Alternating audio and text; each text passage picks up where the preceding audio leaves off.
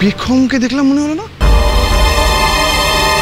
পার্থ, পার্থ শোন, কোথায় যাচ্ছিস? এই পার্থ শোন।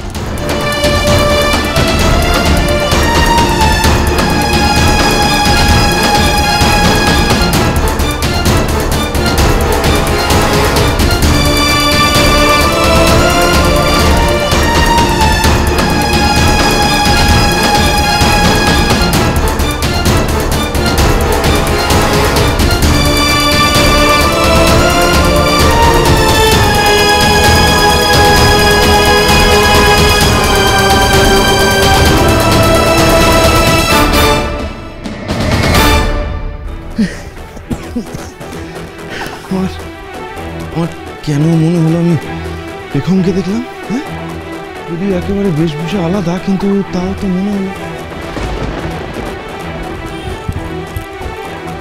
পার্থ, আরে পার্থ, কি হলো? তুই দৌড়ে এখানে চলে এলি? এক মিনিট প্লিজ।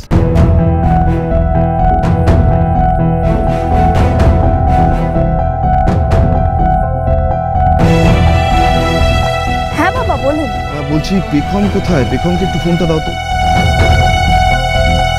পেখম ওকে আর কোথায় পাবেন?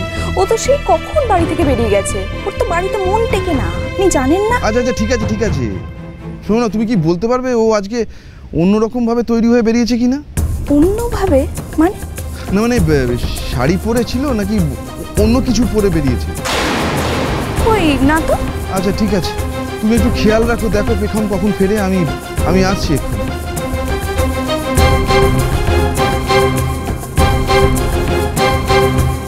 আরে তুই একাডেমির ওই মেয়েটাকে দেখলি, মেয়েটার সঙ্গে সঙ্গে পালিয়ে গেল, তারপর তুই মেয়েটার পিছনে ছুটতে ছুটতে এখানে চলে এলি। এখন তোকে দেখছি চিন্তিত, কোনো সমস্যা হয়েছে নাকি? একাডেমির মেয়ে? এই কি নাম বলতো? আরে ভালো করে তো দেখতেই পেলাম না, তার আগেই তো পালিয়ে গেল। যাকে ওসব বাদ দে, আজ আমার প্র্যাকটিসের কোনো চাপ নেই, চল ভেতরে চল। না রে মানে আজকে আমার একটু কাজ আছে, তুই বরং একাডেমিতে ফিরে যা, আমি দেখি বাড়ির দিকে যাই। আচ্ছা ঠিক আছে, আসি তাহলে। ঠিক আছে,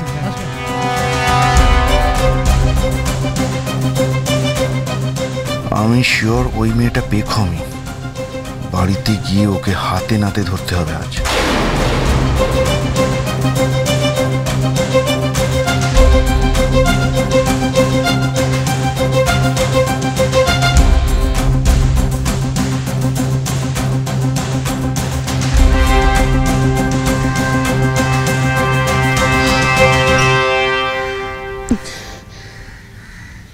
কাকুমণি আমাকে কোনোভাবে চিনতে পেরে কে সন্দেহ করলো না তো?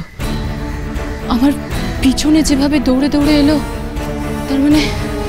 তার মানে নিশ্চয়ই কিছু খেয়াল করেছে। ভাগ্যিস মুখোমুখি পড়িনি, একটুর জন্য বেঁচে গেলাম। না ধরা পড়ে গেলে সর্বনাশ হয়ে যেত। বাড়ি পৌঁছাতে হবে, কিন্তু তার আগে চেঞ্জ করতে হবে। আসার সময় যে বন্ধু বাড়িতে চেঞ্জ করেছিলাম, এখন সেই বন্ধু বাড়ি থেকেই চেঞ্জ করিনি। তাড়াতাড়ি বাড়ি পৌঁছাতে হবে।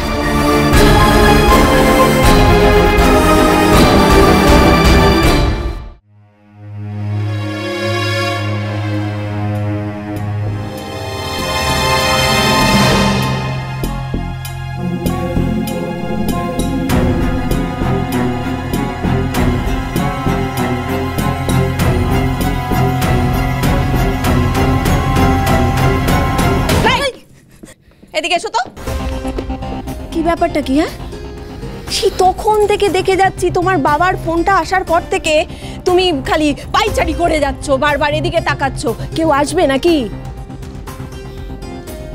এই কোথায় চললে? হ্যাঁ, আমার প্রশ্নের উত্তর দেবে তো? আমি তো তোমায় জিজ্ঞেস করছি তোমার বাবা ফোনে কি বললো। মা, আমার না মনে হচ্ছে পেখম আবার কিছু গোলমাল করছে। পেখম? এই রনিতা, আমি পেখমের কথা জিজ্ঞেস করছি না, আমি বলছি তোমার বাবা ফোনে কি বললো। আরে বাবা তো এটাই জিজ্ঞেস করছিল যে পেখম বাড়ি থেকে কখন বেরিয়েছে, কি ড্রেস পরে গেছে, কিভাবে গেছে, কখন ফিরবে, এসব জিজ্ঞেস করছিল। কখন বাড়ি থেকে বেরিয়েছে, কিভাবে গেছে, কি ড্রেস পরে গেছে, আরে এসব জেনে ওর কি হবে? কি হয়েছে গো কাকিমণি?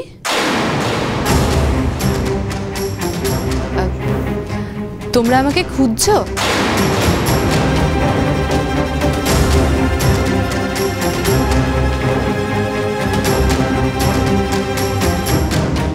কাকিমণি কোনো কাজ আছে গো? আমি ফ্রেশ হয়ে এসে করে দিই। আসছি। কি রে পেখম, তুই ফিরে এসেছিস? হ্যাঁ, আমি ফ্রেশ হয়ে আসি, দিয়ে কাজগুলো করে দিচ্ছি। দাঁড়াও পেখম।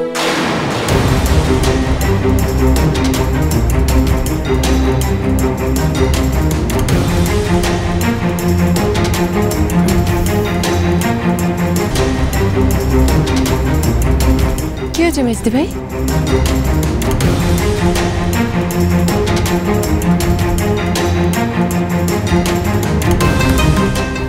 কি হয়েছে বলো না মেজদি ভাই, কি হয়েছে বলো?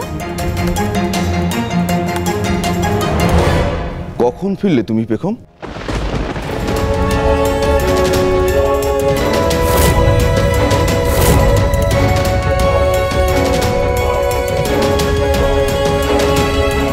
এই তো এক্ষুনি এলাম কাকুমণি।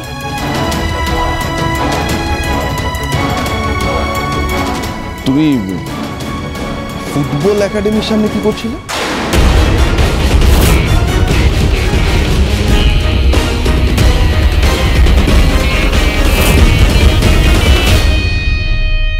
আমাকে ক্ষমা করে দাও ভগবান। আজকে যদি আমি সত্যিটা গোপন না করি তাহলে মেয়েগুলোকে আমি সাহায্য করতে পারবো না। ফুটবল ফুটবল একাডেমির সামনে আমি জীবনে একটা ফুটবল ম্যাচ পর্যন্ত পুরো দেখিনি। আমার খেলার বিষয়ে সেরকম ইন্টারেস্ট নেই গো। তাই আমি আগে যেখানে নিউজ করতাম সেখানে ওই স্পোর্টস ফিল্ড থেকে আমাকে একটু দূরে দূরেই রাখা হতো। কি গো, কাকুমণি পেখমকে এভাবে জেরা করছে কেন বলো তো? কি জানি।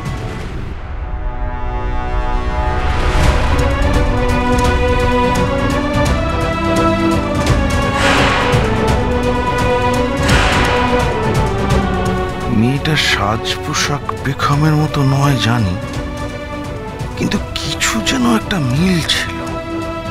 আমার বিশ্বাস হচ্ছে না যে ও পেখম ছিল না।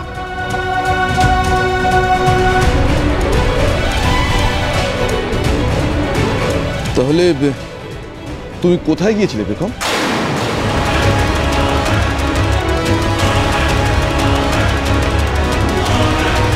আমি এখন তো চাকরি করি না, কিন্তু অনেকের সঙ্গেই যোগাযোগ আছে এই পেশার ক্ষেত্রে।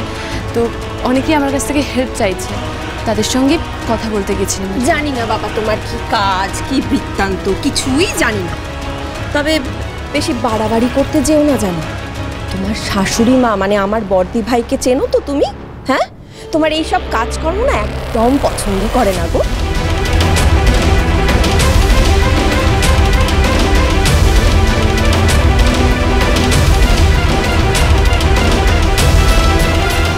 এই ভয়টাই তো আমি পাচ্ছিলাম, মা যে কি বলবে।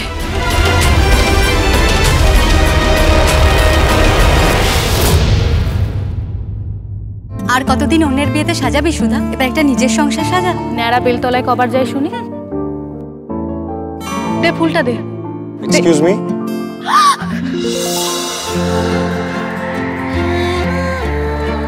শুভ বিবাহ 17 জুন থেকে সোম থেকে রবি প্রতিদিন রাত 9টা স্টার জলসায়। আমি তোমাকে যখনই ফোন করছি তুমি তখনই কথা বলতে পারছো না। তুমি জানো আজকে কি হয়েছে? তোকে বলেছিলাম আজকে অনেকগুলো মিটিং থাকবে, আমার অনেক কাজে চাপে আছে। পেখম দত্ত, মাই লিটল প্রিন্সেস, এইবার খেলা হবে ভয়ানক খেলা।